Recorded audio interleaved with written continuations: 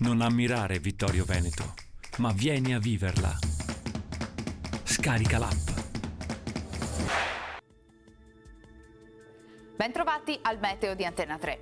Anticiclone protagonista, ma con tempo non sempre soleggiato. Vediamo insieme il dettaglio di venerdì 23 dicembre. Sul Veneto non si verificheranno precipitazioni, tuttavia sulla pianura sarà alquanto nuvoloso con varie nebbie di notte, solo in parziale dissolvimento di mattina e in nuova formazione poi di sera. Sui monti saranno possibili locali rasserenamenti.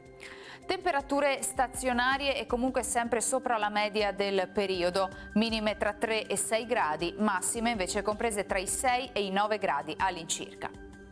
Spostiamoci ora sul Friuli Venezia Giulia.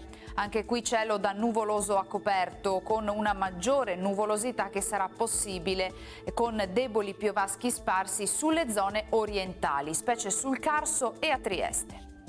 Temperature minime tra 5 e 9 gradi, massime sugli 8-11 gradi.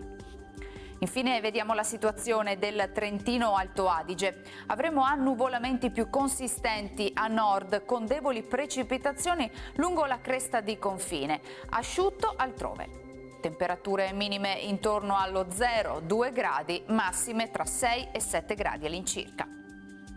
Dal meteo è tutto, vi auguro un buon proseguimento in nostra compagnia.